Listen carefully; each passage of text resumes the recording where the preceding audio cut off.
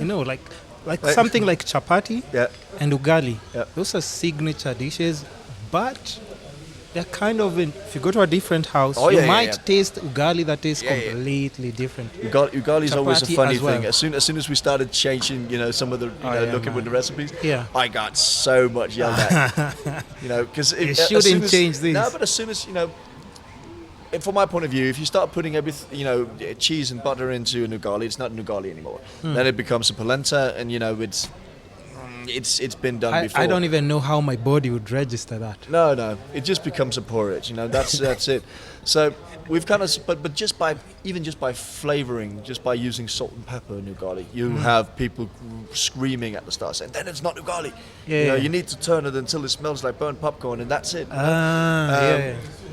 But the funny thing is that I'm a huge nerd, so I just dive into history and agriculture and everything else. I've got a great contact at a university called Mary. She was a professor in agriculture, and some of the things that I've talked with her about is also the diversion of where foods can come from.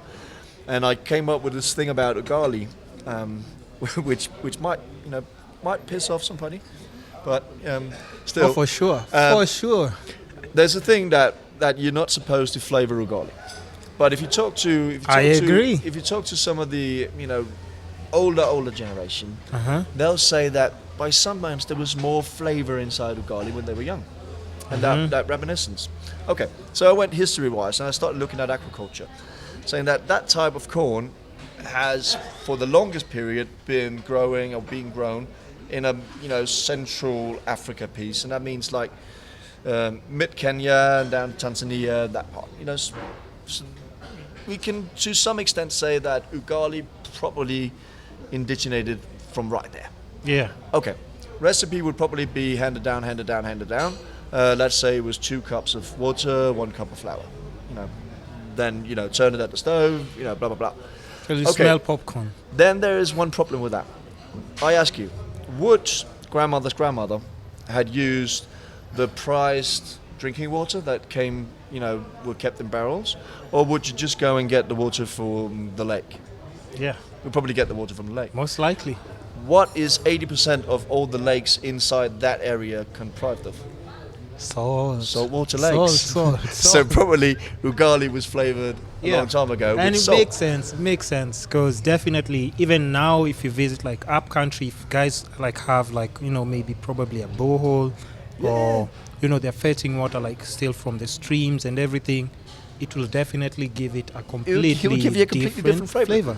But that's a fun thing. But as soon as you talk about about things like salt and also if you go out and see all the different the different, I don't want to use the word tribes, it's an irritating name, but different communities. Then you kind of dip into things like the cool thing about the humankind is that every community on the planet has come up with the same solutions to the same problems.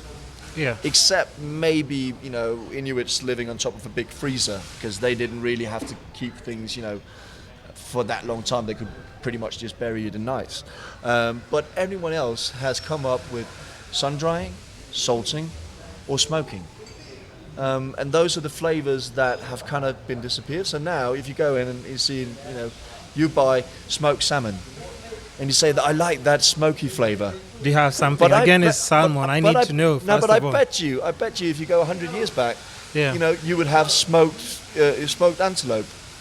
Mm-hmm. They would use smoke, and that flavor base is in your indigenous food. Yeah. But somehow it's now been taken over, so smoke only belongs to the north or Italian pastrami or something. That's where that flavor now belongs. Why? True. It should belong to anybody else. Yeah. And the same with salt. If there's a high concentration of salt lakes, there's a pretty good chance that grandmother's grandmother cured things in salt to make it last longer, so it didn't and by utilizing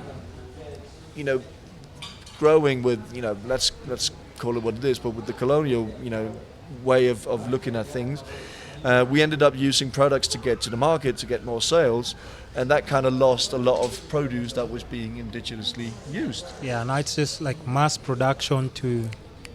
Well, that's the thing, and a lot of things got lost in translation, basically. And you can also like now just imagine, even with what you guys are just trying to teach and everything, in terms of like just even health benefits. Oh yeah. Of all these traditional like food, health spices, benefits by traditional, theories. yes.